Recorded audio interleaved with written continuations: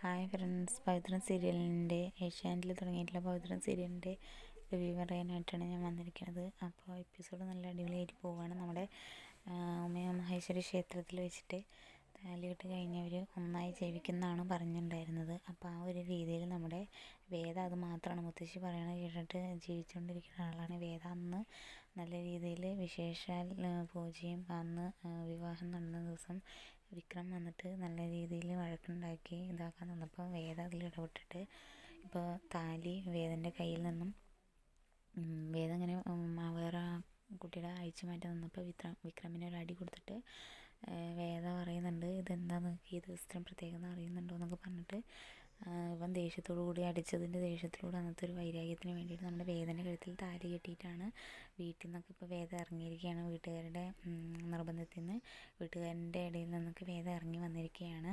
ഫാമിലിനെല്ലാം ഉപേക്ഷിച്ചിട്ട് നല്ല വിദ്യാഭ്യാസമുള്ള കുട്ടിയാണ് വേദ.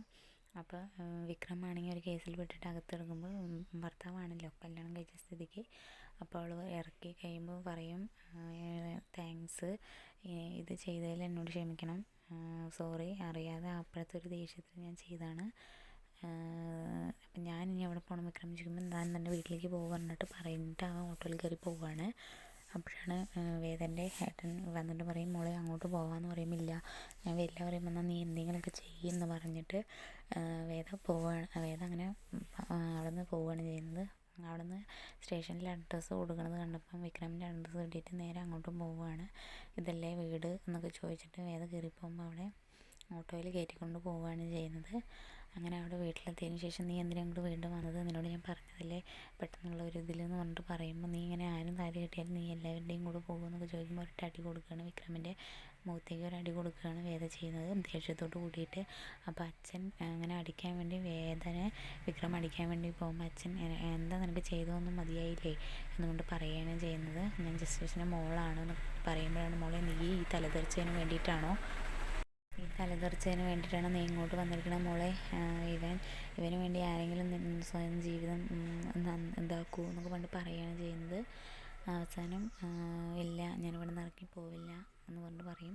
ഇല്ല മോളെ, എല്ലാവരും പറയും നിങ്ങളെക്കാളും വിദ്യാഭ്യാസമുള്ള ആളുകളാണ് എനിക്ക് പറഞ്ഞു തന്നിരിക്കുന്നത്, എന്നിട്ട് ഞാൻ ഇങ്ങോട്ട് വന്നിട്ടുണ്ടെന്നുണ്ടെങ്കിൽ ദൈവത്തോടുള്ളൊരു വിശ്വാസവും ക്ഷേത്രത്തോടുള്ള വിശ്വാസവും കൊണ്ട് മാത്രമാണ് എന്നൊക്കെ പറഞ്ഞിട്ട് പറയണം. അമ്മയും പറയും പറ്റില്ല എന്നൊക്കെ പറഞ്ഞിട്ട് നീ ഇവിടെ നിന്ന് ഇറങ്ങിപ്പോക്കോ എന്ന് പറഞ്ഞിട്ട് അച്ഛൻ അവിടെ നിന്ന് പറയുമ്പോൾ വിക്രം ദേഷ്യത്തോടു കൂടി നിന്നിട്ട് ഇറങ്ങിപ്പോകാൻ നിൽക്കുമ്പോൾ പറയും, ഇനി ഞാൻ തിരിച്ച് വരുമ്പോൾ നിന്നെ ഇവിടെ കണ്ടുപോകരുത് എന്നൊക്കെ പറഞ്ഞിട്ട് പറയുകയാണ് ചെയ്യുന്നത്. വേദ അവിടെ തന്നെ നിൽക്കുകയാണ് ചെയ്യുന്നത് സങ്കടത്തോടു കൂടി. വേദൻ്റെ വീട്ടുകാരൊക്കെ വരുന്നുണ്ട് നാളത്തെ എപ്പിസോഡിൽ. വീട്ടുകാരെല്ലാവരും വന്നിട്ട് ദേഷ്യത്തോടു കൂടി നിന്നിട്ട് ഇങ്ങനെ പറയുന്നുണ്ട്, എന്താ നിങ്ങളുടെ മോന് വേണ്ടത്, പൈസയാണോ എന്നൊക്കെ പറയുമ്പോൾ ഇവള് വീട്ടിൽ നിന്ന് ഇറക്കി വിടും വേദ.